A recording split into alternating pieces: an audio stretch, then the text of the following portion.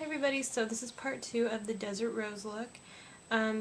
It cut off while I was explaining what I was going to do next with my lips, but I wasn't done with my eyes exactly yet. So what I'm going to do is use some orange eyeshadows and browns for some more definition around the eyes. So I'm going to use the same brush, this one, and I'm going to dip it into this kind of bright orange down here, right here, and then a brown, and I'm going to mix them together. So, and then what I'm going to do is put it a little bit under my eye.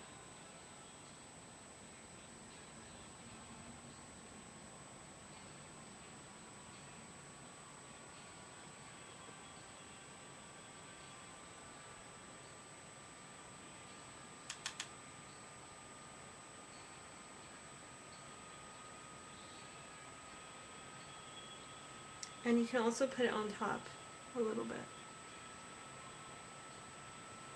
So you can probably, it's better to do this before your mascara. I just forgot for some reason, I don't know why.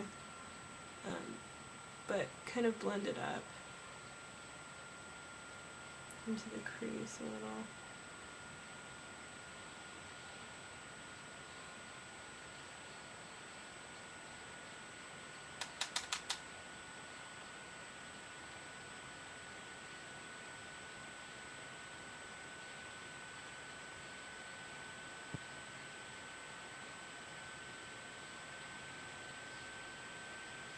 Okay, then kind of blend it around with the brush.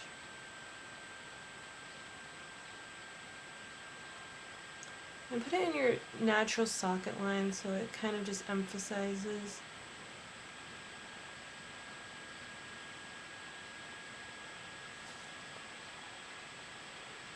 So it's nothing really dramatic, but it's just a little more defined. Also, I forgot to do some bronzer. I'm going to use this one that I always use. I'm going to put it in areas that we need bronzer.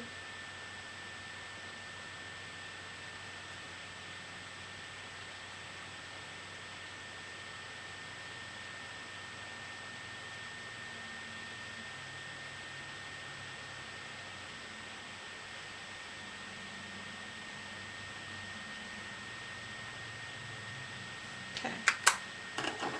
Now what I'm going to do is I'm going to line my lips with this is a really tiny lip liner because it came with my Sephora palette, but it's a brownish lip liner. You can use a nude kind of brownie tone, which is what I'm going to be using. So it's this color, and so anyway, I'm going to line my lips.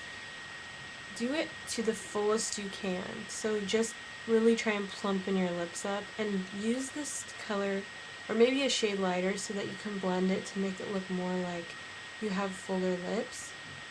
So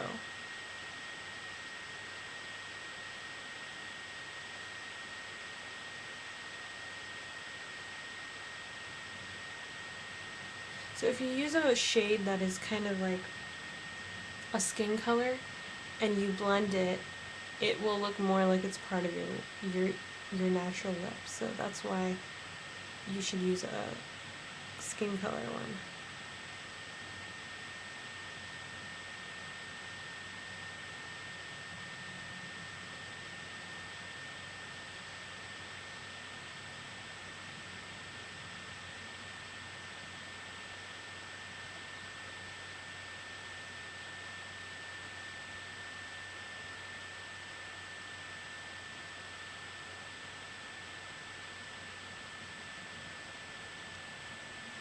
So you can kind of tell my lips look a little bit more plump, and it's only, I'm only going around my lip line. I'm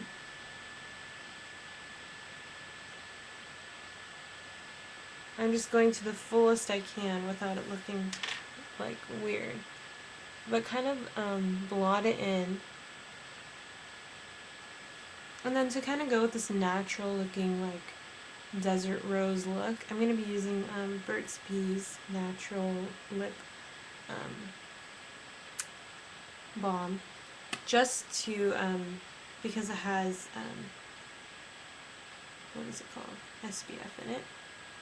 So just put a little bit on to hydrate your lips. And then what I'm going to use is this lip color, which is Clinique, and it's called Berry Freeze number 10. And it's a brownish red color, which is really pretty and good for this look. So just get some on your finger, like that, and blot it on.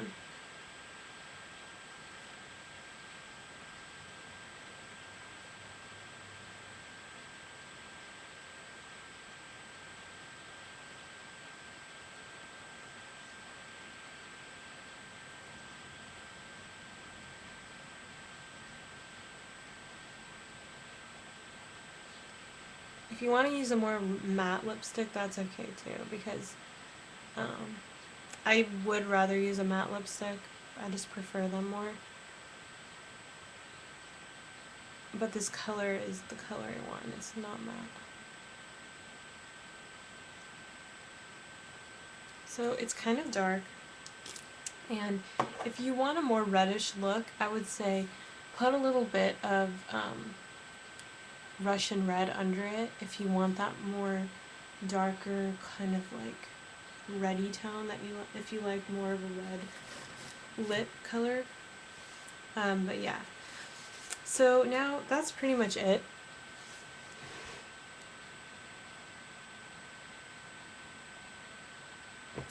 And if you want to define your lips more, you can do that too. It's kind of like whatever you want, just make it more brown tones with some oranges and reds and browns, and it's really a pretty good look. And if you're blonde, I would recommend for this look to use brown mascara, because that will be more natural. So yeah, anyway, I'm going to do a kind of quick tutorial with this too for hair. And so my bangs are really long. I'm really like kind of indecisive about what I want to do with them. I don't know if I want to cut them again or grow them out. But anyway, they're kind of in a weird in-between stage right now. So my hair has been washed, and so as you can see, it looks really kind of cool because I just took it out of a bun. So what I do, this is kind of, this is really easy. So if you have hair kind of like my texture, all you have to do is blow dry your hair completely dry. And then what I do is I wrap my hair, like I put it like I'm going to put it up in a ponytail. Then I wrap it, kind of I twist it. Then I wrap it into a bun and I just hold it with one of these. And while I do my makeup and stuff, and then I take it down and it looks like this. It looks like kind of waved and stuff, and it's, I mean, you can leave it like that too. But anyway, what I'm going to do is I'm going to do some kind of really cool braid thing. So, I mean, this look, you can do whatever you want with your hair, it doesn't really matter, but I'm going to do a French braid, kind of. I'm going to start it up here and wrap it around. And I might either put it like straight down or bring it back up, but anyway. So what you want to start with is just a piece of hair, like up here. And so separate it into 3, of course. If you don't know how to French braid, this might not be very easy for you, but you can watch anyway. So just start braiding a little bit and collect hair as you go. If you know how, this is somewhat easy for you. And kind of do it loosely, you don't want to do it tight right now. And maybe leave out some pieces like over here.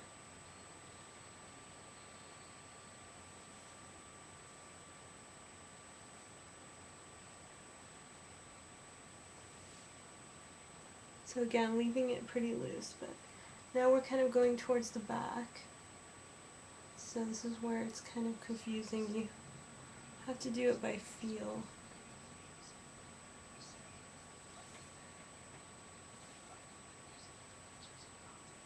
Make sure you're getting all the hair on that side too.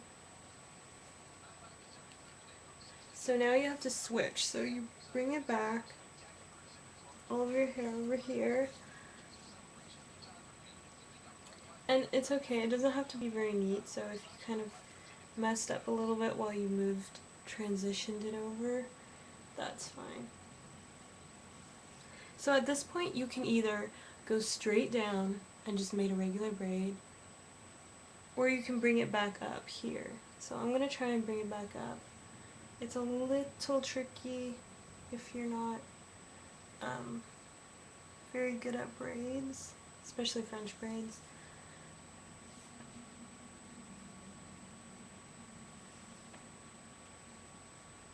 Sorry if you guys can't see. It's kind of hard to like move my arms very.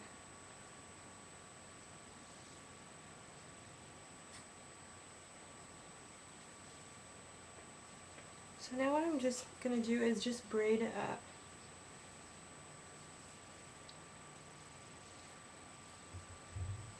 So now you have this weird braid that goes, so you can kind of see, it's very messy, which is what you want, kind of loosely put it over here. You can either pin it a certain way. I think the best way to do this is maybe like to use a rubber band like this. Just a little one that's your hair color or clear, whatever. One that will blend in. So you can pin this down into kind of like a little, just pin it to the back sort of, depending on where you want it. And you can, I don't know, you can put a ribbon over it if you don't want anyone to see that or anything. But yeah, it's pretty simple to do this if you can. There you go. So it's a little bit messy. You can pull out some strands and stuff if you want to make it look a little more ethereal and kind of whimsical looking. So, and you can put anything you want in your hair, feathers, certain headbands, whatever. So yeah, that's the look, and here's from behind, kind of messy, weird braid that goes around. And here's this side. If you know how to kind of do this, you can figure out another way if you want to pin this a certain way or incorporate it back into the other braid, which, you know, which is pretty easy if you know how. So anyways, thanks for watching and stay tuned for more videos. Bye.